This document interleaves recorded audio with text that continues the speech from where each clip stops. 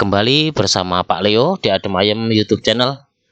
Pada kesempatan hari ini kita akan melaksanakan kegiatan pembelajaran kembali. Kali ini kita akan membahas tentang simbiosis. Ini hubungan antara makhluk hidup dengan lingkungannya. Juga yang akan kita pelajari adalah rantai makanan dan jaring-jaring makanan. Ekosistem. Makhluk hidup yang saling berinteraksi dalam suatu lingkungan disebut ekosistem. Nah, ada dua komponen ekosistem, yaitu komponen abiotik. Apa itu komponen abiotik?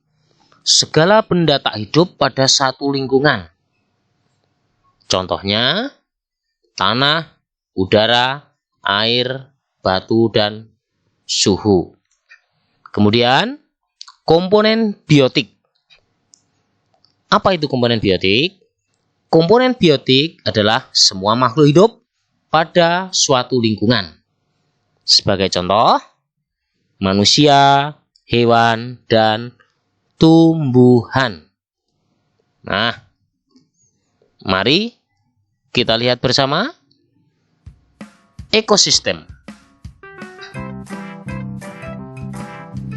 Individu merupakan makhluk hidup tunggal. Individu, kumpulan individu menjadi populasi. Kumpulan beberapa individu menjadi komunitas, beberapa populasi makhluk hidup yang tinggal di suatu lingkungan. Nah, kumpulan dari ekosistem menjadi ekosistem, yaitu komunitas yang berinteraksi dengan komponen abiotiknya. Air, laut, udara, cahaya, matahari, dan oksigen.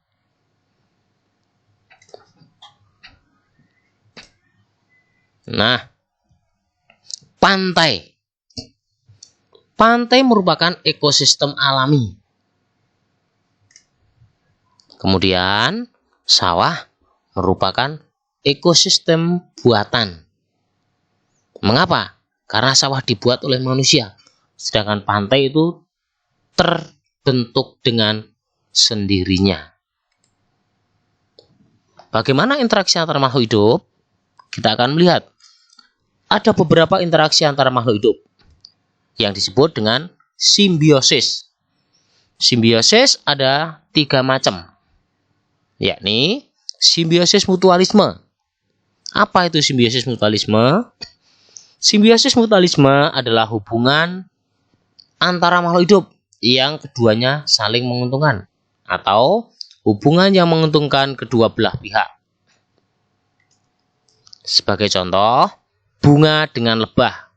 Bunga diuntungkan dengan keberadaan lebah, dan lebah juga diuntungkan karena menghisap madu dari bunga. Bunga bisa terjadi proses penyerbukan karena bantuan lebah. Jadi, kedua-duanya sama-sama diuntungkan. Kemudian, simbiosis parasitisme. Apa itu simbiosis parasitisme? Sebagai contoh, kutu daun dengan tanaman cabai. Apa itu artinya simbiosis parasitisme? Simbiosis parasitisme adalah hubungan antara dua makhluk hidup yang salah satu diuntungkan sedangkan yang lainnya dirugikan. Yang satu mendapat keuntungan, yang lain dirugikan. Contoh lain adalah nyamuk yang menghisap darah pada manusia. Manusia dirugikan oleh nyamuk. Nyamuk mendapat keuntungan. Jadi, nyamuk dengan manusia disebut simbiosis parasitisme. Kemudian, simbiosis komensalisme, yakni hubungan antara dua makhluk hidup berbeda jenis dengan salah satu makhluk hidup mendapat keuntungan. Jadi, yang satu mendapat keuntungan, yang satunya tidak untung dan tidak rugi. Contohnya, tanaman paku dengan pohon yang ditumpangi atau disebut dengan inangnya. Bunga anggrek dengan inangnya. Tanamannya ditumpanginya tidak rugi. Sedangkan tanaman paku mendapat keuntungan. Contoh lain, Iya. Kemudian ada yang lain yang disebut dengan predatorisme. Predatorisme itu hubungan antara dua makhluk hidup, salah satu makhluk hidup memangsa makhluk hidup yang lain. Sebagai contoh, zebra itu dimakan atau dimangsa oleh predator. Predatornya apa? Singa. Singa memakan zebra. Singa sebagai predator, zebra sebagai mangsanya. Kemudian ada lagi yang disebut dengan kompetisi. Nah, dalam satu ekosistem terjadi kompetisi. Kompetisi itu apa?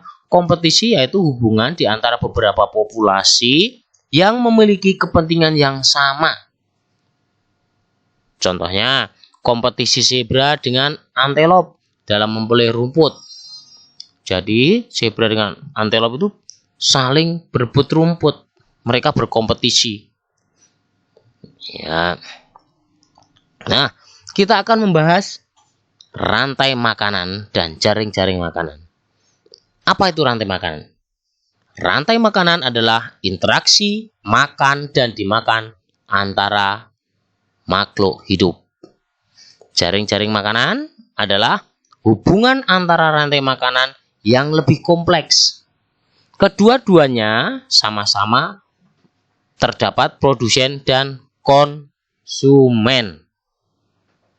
Nah, bagaimana rantai makanan pada ekosistem sawah? Kita akan melihat contoh berikut ini.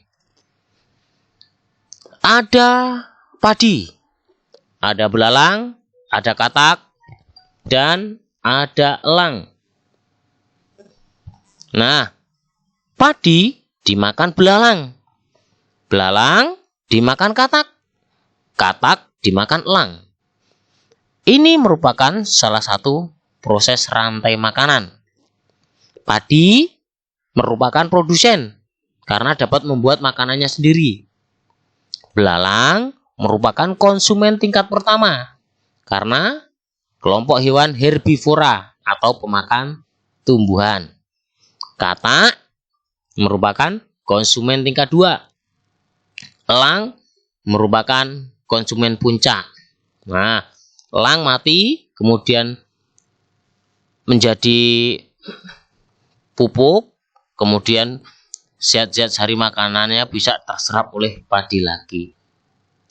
Ya. Itu merupakan proses rantai makanan pada ekosistem sawah. Kemudian, bagaimana jaring-jaring makanan? Perhatikan gambar berikut ini. Jaring-jaring makanan pada ekosistem sabana. Di dalam ekosistem sabana ada rumput, ada